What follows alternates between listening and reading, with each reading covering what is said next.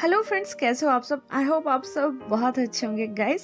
As you all know कि मेरी एक स्टोरी तो ऑनगोइंग है, एक स्टोरी मेरी अभी फिनिश हुई है, तो मैं आपके लिए न्यू एक हिस्टोरिकल वांगशियान ओमेगा वर्स जो है वो स्टोरी लेके आ रही हूँ। मेरे बहुत सारे फ्रेंड्स ने ये कहा था कि उन्हें जो है वो शियान वांग स्टोरी सुननी है। तो गाइस जैसे ही मेरी डेफिनेटली इट्स यू जो है वो खत्म हो जाती है, तो मैं आपके लिए मॉडर्न शियान वांग जो है वो ले आऊंगी।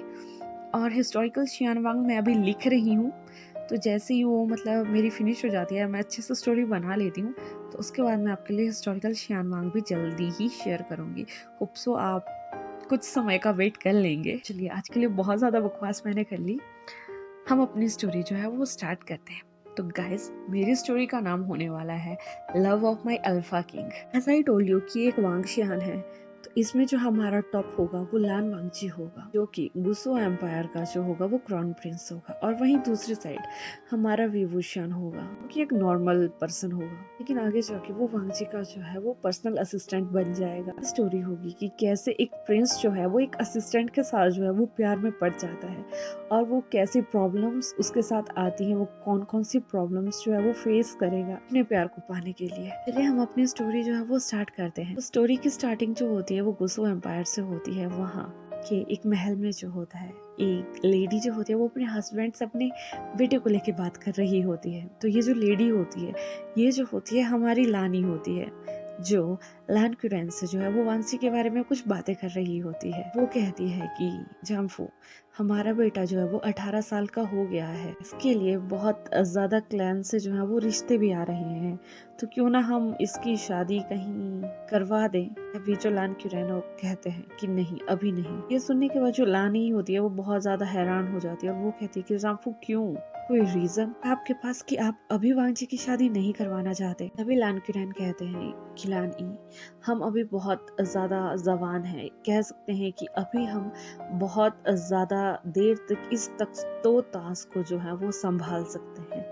तो मैं नहीं चाहता कि हमारे बेटे वांगची के ऊपर इस छोटी सी उम्र में इस पूरे एम्पायर का भार मैं डाल दूं। चाहता हूँ कि जब वो इसके लिए पूरी तरह से रेडी हो जाएगा, वो एक ताकतवर राजा बनने के लायक हो जाएगा, तब मैं उसे इस ताज पे बिठा दूंगा। मैं चाहता हूँ कि वो जब 25 का हो जाए तो उसके बाद शादी करे, क्योंकि उस टाइम तक उसका मैच्योरिटी लेवल जो होगा वो बहुत ज्यादा हाई हो चुका होगा। मैं अपने अच्छे या बुरे की समझ होगी।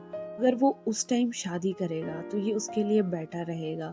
और मैं चाहता हूँ कि वो अपने लिए लड़की खुद देखे। एज यू नो कि वो जो है एक अल्फा है, तो उसकी शादी किसी ओमेगा बॉय या किसी ओमेगा गर्ल के साथ होगी। तो मैं चाहता हूँ कि उसका पार्टनर ऐसा हो जो कल इस राज्य को संभालने में हमारे बेटे की मदद करे। अगर मैं साफ शब्दों में कहूँ तो मैं चाहता हूँ कि तुम्हारी तरह ही पार्टनर मेरे बेटे को मिले। और अगर हमारा बेटा कल को एक से ज्यादा शादियां करना चाहेगा तो वो भी कर सकता है, क्योंकि हमारे पास सिर्फ हमारा एक ही क्राउन प्रिंस है। हमारा राज्य बहुत बड़ा है।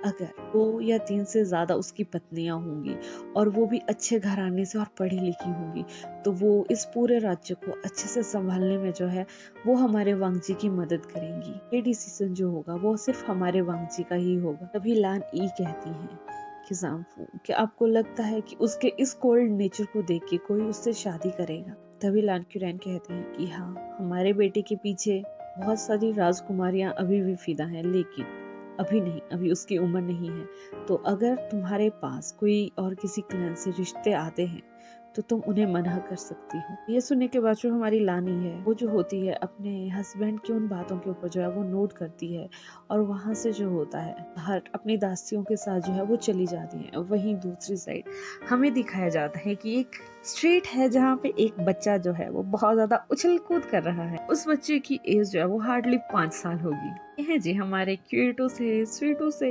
विभूषण, जो कि कभी अपनी मदर का हाथ पकड़ते हैं, कभी अपने फादर का हाथ पकड़ते हैं, कभी यहाँ उछल रहे हैं, कभी वहाँ उछल रहे हैं, कभी ये गाना गाता है उनके साथ, कभी ये डांस करता है। हमें दिखाया जाता है कि जो विभूषण के मदर और फादर है, क्या नाम है हमारे पास, वीगांग से और कांगसे से, वो जो है डांसर है, मतलब वो गाना भी गाते हैं और डांस भी करते हैं। हमारे पास पहले होते थे ना वो दरबारों में जो भी डांस करते थे, जस्ट लाइक दैट इनका वो पेशा है, वैसा करते हैं, कभी कहीं अपना डांस दिखाएंगे, ये ना अपनी लाइफ बहुत प्यार से जो है वो निकाल रहे हैं। लेकिन इनकी भी एक रियलिटी है जिस रियलिटी को कोई नहीं जानता। इस रियलिटी का जिक्र भी आगे जाके होने वाला है, अभी नहीं होगा।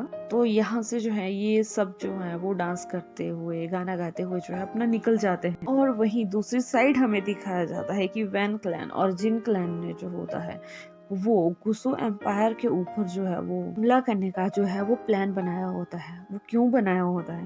क्योंकि जो वैन क्लैन और जिन क्लैन थे वो जो है आपस में जो है वो फ्रेंडशिप कर लेते हैं। और उनका ये मानना था कि गुसु जो है अदर कबीलों के साथ मिलके जो है सभी को दबा रहा है, क्योंकि गुसु का जो है वो मेडिसिन में बहुत उम्दा हाथ है। वो मेडिसिन को बनाना बहुत अच्छे से जानते हैं। वो ये जानते हैं कि काली शक्तियों को कैसे दबाया जा सकता है। उनके डिसिपल्स जो हैं वो बहुत अच्छे हैं। बहुत अच्छे से वो अपने सरदार की जो है मतलब बात मानते हैं। बहुत अच्छे से वो अपने गुरुओं की जो है वो रिस्पेक्ट करते हैं।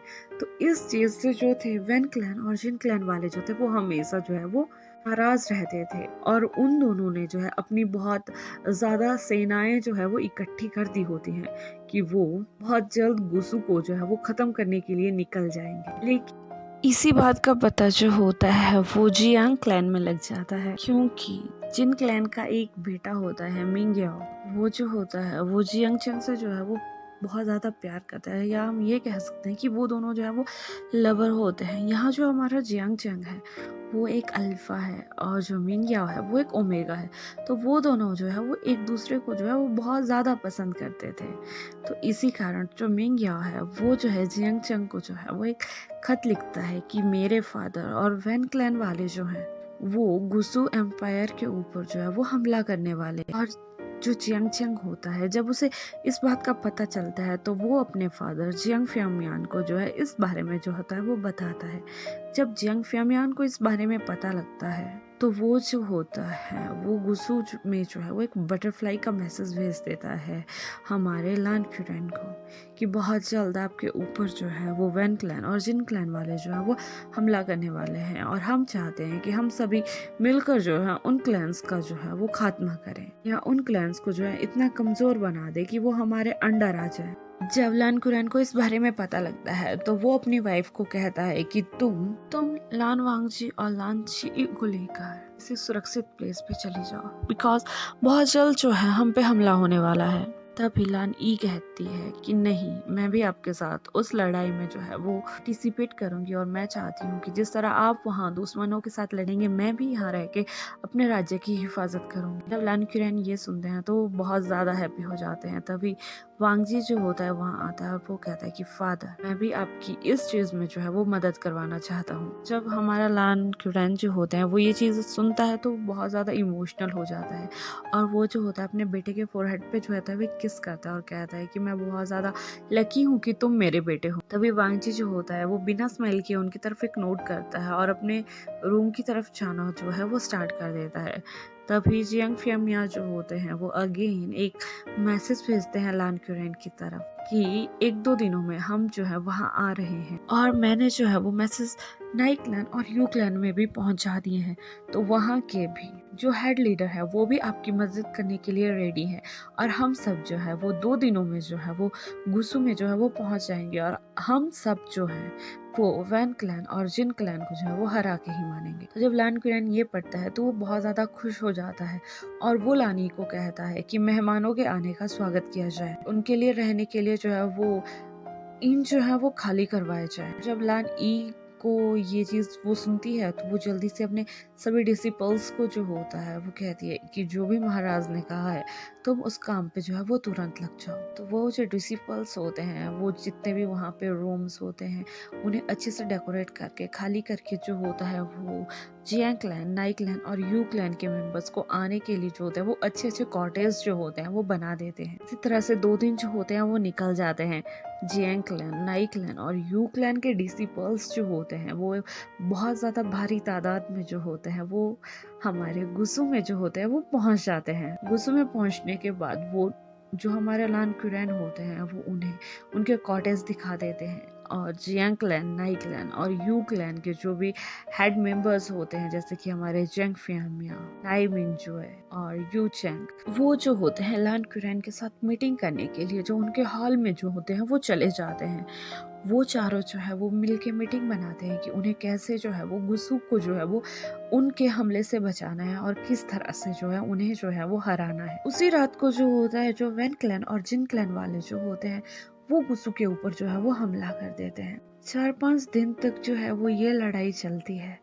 आखिर में जो वैन क्लैन और जिन क्लैन वाले होते हैं उन्हें हार माननी ही पड़ती है।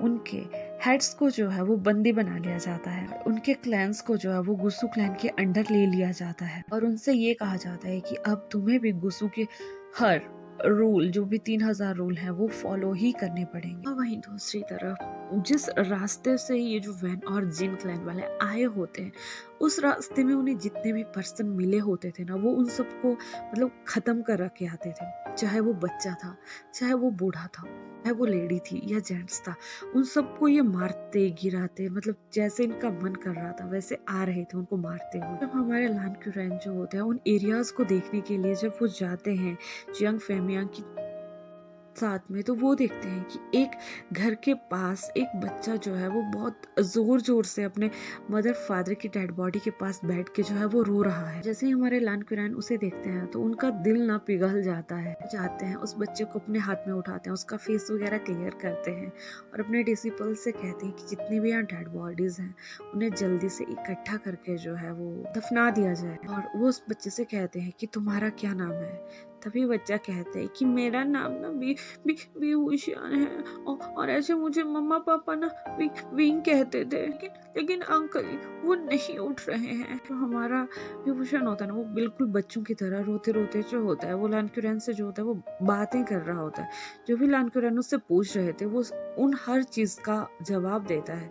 तभी लान क्यूरैन पूछते हैं कि तुम्हारे मम्मा पापा कैसे सो गए। वे हमारा विभूषण कहता है कि कोई अंकल ना इस साइड से ना घोड़ों पे आए थे, उन्होंने ना मदर फादर को ना बहुत मारा और लास्ट में फिर ये सो गए। जब हमारा लान क्यूरैन जो होता है वो विभूषण को इस तरह से जवाब देते हुए सुनता है तो वो बहुत ज्यादा दुखी हो जाता है, उसे बहुत ज्यादा हर्ट होता है और वो जो होता है वो यंग फेमिया से कहता है कि मैं इस बच्चे को अपने साथ जो है वो गुसु में ले जाना चाहता हूँ। तभी यंग फेमिया कहता है कि हमें नहीं पता किसका ब्लड क्या है, ये कौन से क्लैन से है, ये किसी क्लैन से है भी या नहीं है, या नॉर्मल विलेज के पीपल्स का बच्चा है, इसे ऐसे कैसे अपने साथ। लान क्यूरैन कहते हैं कि नहीं, मैं इसे एक बार अपने साथ लेके जाना चाहता हूँ। मैं देखना चाहता हूँ कि मेरे फैमिली मेंबर्स जो हैं वो इसको लेके क्या कहते हैं। अगर वो इसे लेने के लिए नहीं भी मानेंगे तो मैं इसे अपने किसी डिसिपल्स को देके जो है इसे कल को अपना सेनापति या कोई भी अच्छा डिसिपल्स जो है वो बना सकता हूँ। जब जैंग फैमिली ये सुनते हैं तो वो भी उसकी उस बात से एग्री हो जाते हैं। तभी वो विभूषण से पूछते हैं दोनों कि बेटा तुम कहाँ से हो। तभी विभूषण कहता है कि हम यहाँ से नहीं है, हम तो नाचते थे, मम्मा के साथ गाना गाते थे, डांस करते थे, इधर जाते थे उधर जाते थे, मुझे नहीं पता हमारे घर कहाँ पे है। जब लान क्यूरैन ये सुनता है तो वो विभूषण की आंखों को पहुंचता है और उससे कहता है कि मेरे साथ घर चलोगे, ऐसे तुम मुझे बाबा बोलोगे। तो ये सुनने के बाद जो हमारा विभूषण है वो बहुत ज्यादा खुश हो जाता है और वो कहता है कि हाँ। फिर वो अगेन उसे कहता है कि मम्मा पापा।